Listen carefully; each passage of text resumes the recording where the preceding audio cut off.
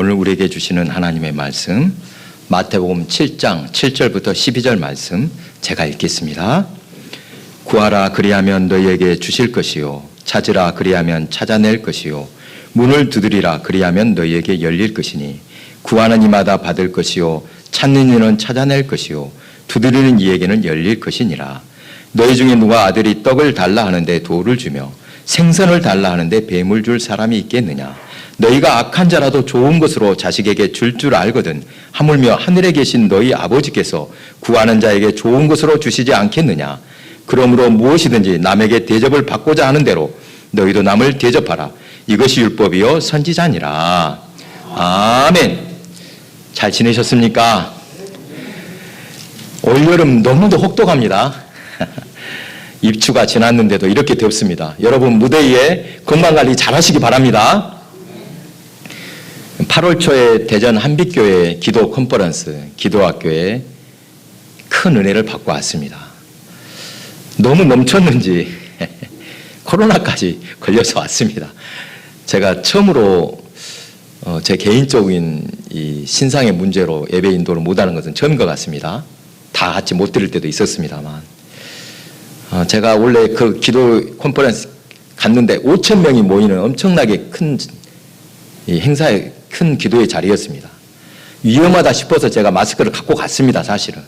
그런데 워낙에 다 부르짖느라고 마스크 쓰고 이거 악을 쓸 수가 없습니다.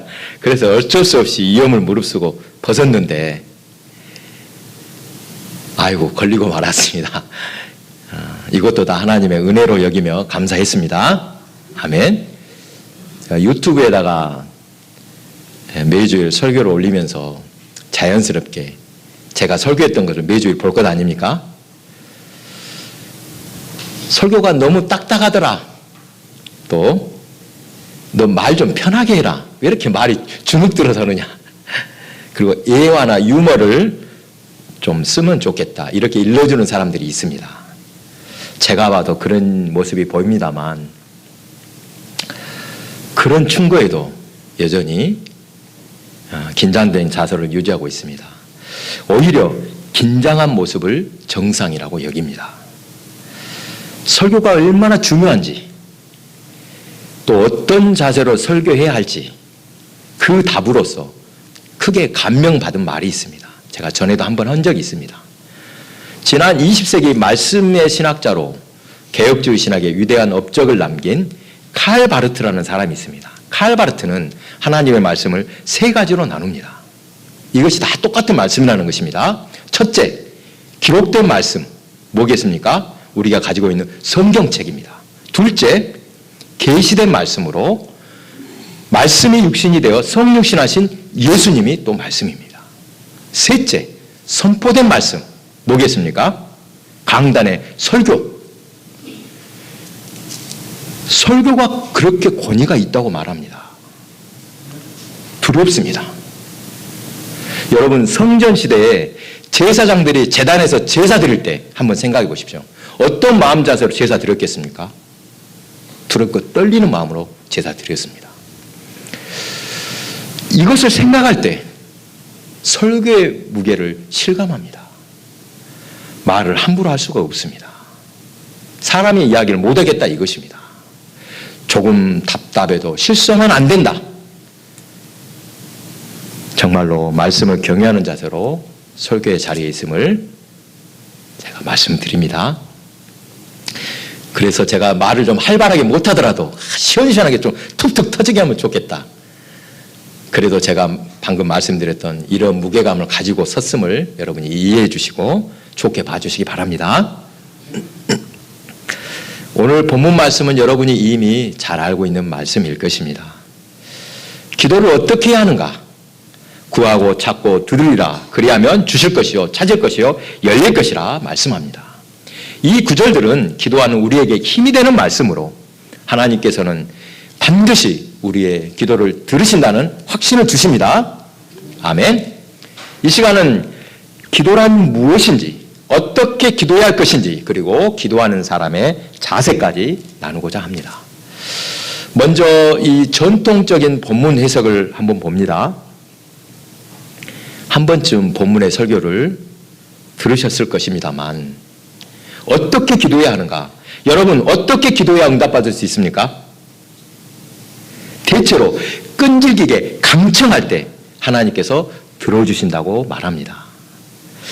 그렇게 간절하게 기도해야만 뭔가를 얻을 수 있다. 이것은 사실 기도를 오해하는 말입니다.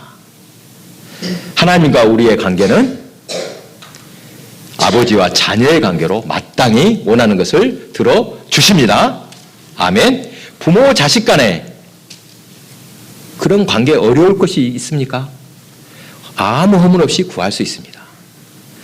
제가 자녀라고는 딸 하나밖에 없어서 얼마나 귀하고 이쁜지 모릅니다만 여기 다 커서 그런지 또 떨어져 살아서 별로 대화할 기회가 없습니다. 엄마하고는 시시콜콜 전화를 잘하는데 아빠하고는 다른 집 애들도 그럽니까? 가뭄에 콩나듯이 어쩌다 한 번씩 전화합니다. 언제 연락을 한 번씩 하겠습니까? 딸이 뭐 때문에? 무엇이 필요한 거 있으니까 하겠죠. 뭐 용돈 달라 가든지 다른 말도 필요 없이 그냥 그냥 아빠하고 뭔 말만 해도 어때요? 아, 이것이 뭐 필요하구나 하고 제가 들어주고 용돈도 보내고 합니다. 여러분, 저는 애들이 뭘 해달라고 하면 여러분 귀찮습니까? 저는 좋습니다. 야, 이놈이 나한테 그래도 뭔가를 달라고 하네. 아, 기분 좋게 제가 딸의 이야기를 들어줍니다. 본문에서도 예를 들어주십니다. 여러분 9절에서 11절 보십시오. 너희 중에 누가 아들이 떡을 달라는데 돌을 주며 생선을 달라는데 뱀을 줄 사람이 있겠느냐? 너희가 악한 자라도 좋은 것으로 자식에게 줄 알거든 하물며 하늘에 계신 너희 아버지께서 구하는 자에게 좋은 것으로 주시지 않겠느냐? 하나님은 좋으신 아버지로서 우리의 소원을 기쁘게 들어주시며 항상 필요한 것을 공급해 주십니다. 믿으시기 바랍니다. 많은 신앙인이 하나님을 잘못 알고 있습니다. 그냥 주시지 않고 어떻게 해준다? 기도해야만, 강청해야만 주신다. 이렇게 생각합니다. 어느 유명 설교자도 똑같은 말을 했습니다. 하나님이 딱 갖고 줄까 말까 하고 있다가 여러분 기도 안 하면 안 준다 하고 기도할까지 끝까지 기다렸다 주신다고 합니다. 여러분 어떻게 생각하십니까? 우는 아이에게 젖준다는 속담도 있습니다만 필요한 것을 적극적으로 막 주라고 해야만 주신다 생각하십니까? 이것은 기도가 무엇인지 모르고 하는 말 같습니다. 기도는 하나님의 일입니다. 아멘. 기도는 우리 일, 내 일이 아닌 하나님의 일입니다. 무슨 뜻입니까? 이번 기도 컨퍼런스에서 배우고 깨달은 것입니다. 하나님께서 먼저 계획하시고 우리에게 기도하게 하십니다. 성경에 나오는 수많은 기도자를 보십시오. 하나님의 계획이 먼저 있습니다. 하나님께서 그 일을 먼저 계획하시고 기도하게 하신다는 것입니다. 기도도 내 마음대로 된 것이 아니라 하나님이 시키셨다는 뜻입니다. 어떤 일을 계획하시고 그것을 알게 하시는 방법의 하나로 우리에게 기도하게 하십니다. 여러분, 기도에서 응답된 일을 보십시오. 어쩌다 우연히 된 일이 아니라 하나님의 계획하신 이 이름을 알도록 하나님께 영광을 돌리도록 기도하게 하셨다는 뜻입니다. 그런다 해서 에이, 기도 안 되면 다 하나님 탓이야 그러면 안 됩니다. 그러니까 갑자기 생각지도 못한 일을 기도하게 되었다. 그러면 하나님께서 응답을 예비하셨구나. 이것을 기도하게 하셨구나. 믿으시고 더 열심히 기도하시기 바랍니다. 우리가 기도에서 이루어졌다기보다 하나님이 이미 계획하시고 응답도 예비하시고 우리에게 기도하게 하셨다. 이것이 정확한 말입니다. 이것을 생각하면서 오늘 본문을 다시 봅니다. 구하라 그리하면 너희에게 주실 것이요 찾으라 그리하면 찾아낼 것이요 문을 두드리라 그리하면 너희에게 열릴 것이니 이 구절의 초점 구하라는 것이 아니라 주신다는 말씀이 초점이라 하겠습니다. 구해야 주신다는 것이 아니라 이미 다 예비해 두셨다 이것입니다. 여러분 설날 세배할 때를 한번 생각해 보십시오. 자녀들의 세뱃돈을 미리 준비해 둡니다. 그렇죠. 아이들이 세배해야만 줄 것입니까? 어디 요놈들 보자. 너희들 잘해야지 내가 세뱃돈 준다. 하는 거 보고 나중에 세뱃돈 준비합니까? 어떻게 하십니까? 세배하는 것과 상관없이 세뱃돈 주는 것이 기쁩니다. 그냥 주고 싶은 것입니다. 선하신 아버지 하나님은 자녀의 요구를 그대로 들어주십니다. 아멘. 여러분 지금 간절히 기도하는 것이 있습니까? 하나님께서 이미 여러분의 기도를 응답해 주시려고 다 준비해 놓으셨다. 그래서 기도하게 하셨구나. 이것을 믿고 더 힘을 내서 기도하시기 바랍니다. 그런데 이런 일도 있습니다. 어느 성도가 복권을 사서 목사님을 찾아왔습니다. 뭐라고 하겠습니까? 무엇이든지 구하라고 했으니까 목사님 복권 당첨되라고 축복 기도해 주십시오. 진짜 이런 사람이 있습니다. 여러분 제 외모를 보시면 제가 어렸을 때 또 청년 때까지 기도 제목 중 하나가 무엇이었을지 짐작할 수 있습니까? 뭔 기도했겠습니까? 외모 중에. 야, 그래도 남들만큼 평균 키는 돼야 될 것이 아니니까. 예? 지금보다 딱 한 10cm만 더 크게 해주시면 제가 뭐든지 다 하겠습니다. 키 좀 크게 해주실 줄 믿습니다. 정말 그때는 간절하게 기도할 때가 있었습니다. 키 컸습니까? 안 컸습니까? 제가 이 키 작은 컴플렉스 극복하는 거 사실 얼마 안 됐습니다. 나이 먹어서도 참 이것 때문에 스트레스 받았습니다. 목회하면서 극복하게 되었는데 여러분 목사님이 키고 크고 잘생기면 이점이 많은 거 분명합니다. 사람이 잘생기고 시원시원하면 좋지요. 하지만 반대로 사람들 눈에 좀 짠해 보인다, 부족하게 보인다, 이럴 때 오히려 더 친근하고 거리낌이 없습니다. 여러분 제가 키 크게 해달라고 간절히 기도했다고 할 때 웃으신 분들이 있었는데 비슷한 경험들이 있었을 것입니다. 한마디로 엉뚱한 거 갖고 기도했던 분들이 분명히 있을 것입니다. 하나님께서 우리에게 기도하라 명령하신 것은 주님을 더 가까이 하며 기도하는 그 자체가 복임을 깨닫게 하십니다. 아멘. 늘 주님의 음성을 들으며 교제하자는 것입니다. 기도를 통해 하나님의 거룩한 백성이 되라는 것입니다. 항상 기뻐하라, 쉬지 말고 기도하라, 범사에 감사하라. 이것이 그리스도 예수 안에서 너희를 향하신 하나님의 뜻이니라. 하나님의 기쁘신 뜻은 진정으로 우리에게 바라시는 것은 항상 기뻐하며 쉬지 말고 기도하며 범사에 감사하는 것입니다. 아멘. 앞서 말씀드렸듯이 내가 기도해서 됐다, 내가 이래저래해서 됐다라고 여기는 것 매우 조심스러운 일입니다. 자칫 자기 공로로 뭔가 이루었다고 착각할 수 있기 때문입니다. 참 좋으신 하나님께서 모든 것을 은혜로 주셨음을 믿으시기 바랍니다. 간절히 기도를 하시더니 이처럼 놀라운 일을 이루시려고 하나님이 기도하게 하셨군요. 그렇게 고백하시기 바랍니다. 구하라 주실 것이요, 찾으라 찾을 것이요, 두드리면 열릴 것이니. 이 짧은 구절이 왜 그렇게 은혜가 되는지 모르겠습니다. 이런 경우를 생각해 보십시오. 여러분이 사랑하는 사람, 정말 좋아하는 사람이 지금 앞에 있습니다. 그 사랑하는 이가 뭔가 요구하면 어떻게 하실 것 같습니까? 할머니, 할아버지들은 누가 제일 이쁩니까? 손주들 다 이뻐하시죠. 여러분 손주들 한번 생각해 보십시오. 손주가 할아버지, 할머니 뭐뭐 해줘라고 하면 그 요구에 곧바로 응할 것입니다. 무슨 수서라도 다 해주고 싶을 것입니다. 한계가 있는 우리라도 그렇게 해주고 싶은데 전지전능하신 하나님께서 사랑하는 자녀에게 무엇인들 안 들어주시겠습니까? 반드시 응답하시고 좋은 것으로 주실 것을 믿으시기 바랍니다. 각자 응답받는 기도, 체질에 맞는 기도가 있을 것인데 저는 금식 기도가 맞는 것 같습니다. 육의 힘으로 해결하라고 아무리 예를 써도 안 될 때가 있습니다. 사람들은 처음에는 자기 힘으로 해결하라고 무던히도 예를 씁니다. 뜻대로 안 된다고 원망하고 또 세상적인 방법이라도 찾고 싶은 것이 솔직한 심정이었습니다.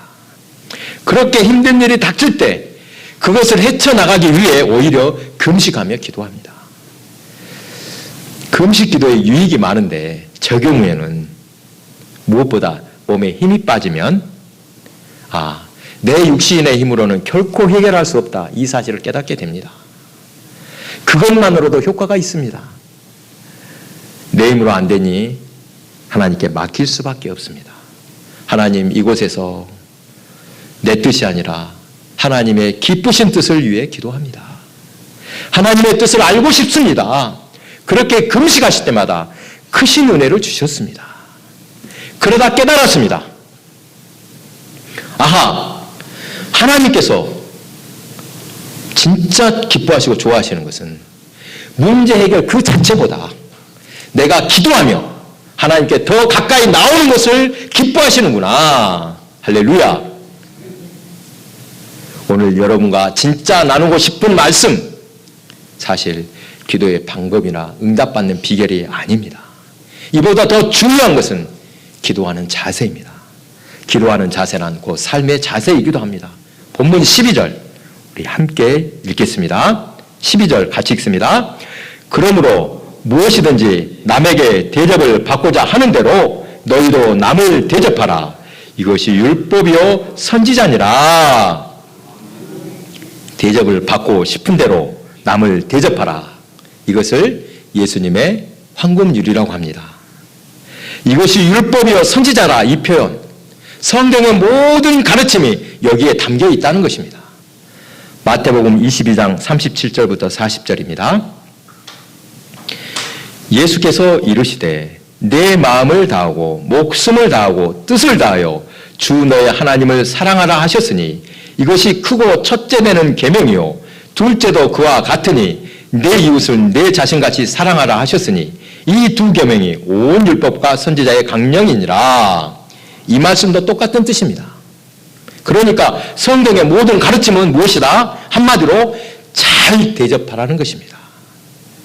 이것을 뭘로 나타난다? 하나님 사랑과 이웃 사랑으로 실천하라는 것입니다. 어떻게 기도해야 하는지 말씀하신 후에 이 황금률을 결론으로 들려주셨다는 이 사실에 주목하시기 바랍니다. 예수님의 황금률은 바로 앞서 말씀하신 그 기도에만 해당된 것이 아니라 산상수훈 전체에 걸친 결론이라고 할 수 있습니다. 여러분, 10계명을 성경 전체의 요약이라고 할 수 있습니다. 그렇죠. 1계명부터 4계명까지는 누구를 사랑하라? 하나님을 사랑하라. 5계명부터 10계명까지는 이웃, 사람을 사랑하라는 뜻입니다. 하나님 사랑, 곧 이웃 사랑이 성경의 전체라는 것입니다. 대체로 우리는 내 것, 내 소원에만 관심을 두고 기도할 것입니다. 나라와 민족을 위해 기도합시다. 교회와 이웃을 위한 기도도 하지만 항상 내가 먼저라는 이기주의가 있습니다. 이것을 나쁘다고 할 수는 없습니다. 누구나 다 그렇지 않습니까? 어떤 잘못을 저질렀을 때 나는 용서받기를 바라면서도 남은 쉽게 용서하지 못합니다. 1만 달란트의 빚진 자의 비유에서처럼 평생 갚을 수 없는 큰 돈을 탕감받고도 겨우 100데나리온 빚진 자를 용납하지 않습니다. 기도에 대한 결론으로서 예수님의 황금률을 말씀하신 이유 깊이 생각해 봅니다. 여러분, 이 앞뒤 구절을 연결해 봅니다. 오늘 말씀의 핵심, 기도하지 않으면 받지 못한다, 더 강청해야만 한다, 이것이 아닙니다. 항상 응답해 주신다는 믿음을 가지라는 것입니다. 무엇을 입을까, 무엇을 먹을까 걱정하지 말라는 말씀입니다. 이미 필요를 아시니까 주실 것을 믿으라는 것입니다. 마태복음 6장 26절입니다. 공중의 새를 보라. 심지도 않고 거두지도 않고 창고에 모아 들이지도 아니하되 너희 하늘 아버지께서 기르시나니 너희는 이것들보다 귀하지 아니하냐. 또 너희가 어찌 의복을 위하여 염려하느냐. 들의 백합화가 어떻게 자라는가 생각하여 보라. 수고도 아니하고 길쌈도 아니하느니라. 그러나 내가 너희에게 말하노니 솔로몬의 모든 영광으로도 입은 것이 이 꽃 하나만 갖지 못하였느니라. 아무것도 염려하지 말고 하나님께 맡기시기 바랍니다.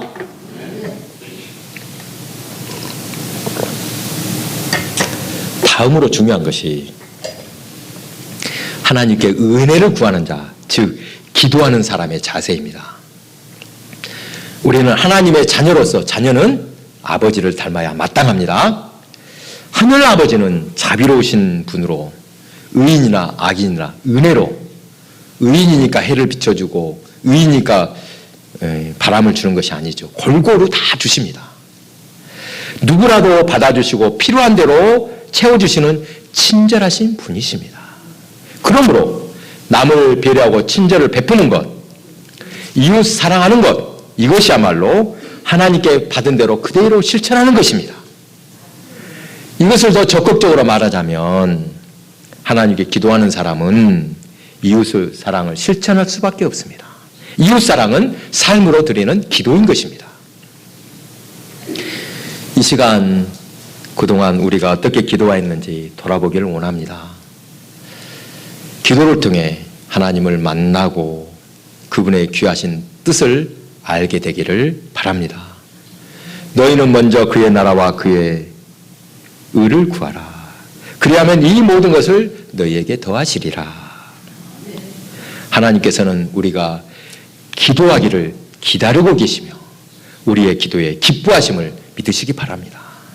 또한 하나님이 기도하게 하셨다. 그것은 반드시 응답하심을 믿으시기 바랍니다. 여러분, 마더 테레사 수녀 이름 많이 들어보셨죠? 참 노벨 평화상까지 받은 훌륭하신 분이죠. 마더 테레사 수녀에게 한 기자가 물었습니다. 아무것도 없는 분이 정말로 많은 아이를, 고아들을 돌보고 그야말로 불가능한 일, 기적적인 일을 많이 도와하신 분입니다. 아, 이분에는 뭔가 기도에 특별한 비결이 있을 것이다 생각을 했습니다. 수녀님 하나님께 뭐라고 기도하십니까? 그러자 이렇게 대답합니다. 나는 아무것도 기도하지 않습니다. 무슨 말이냐고 대물이니까. 나는 무엇을 달라고 기도하지 않고 그냥 듣습니다.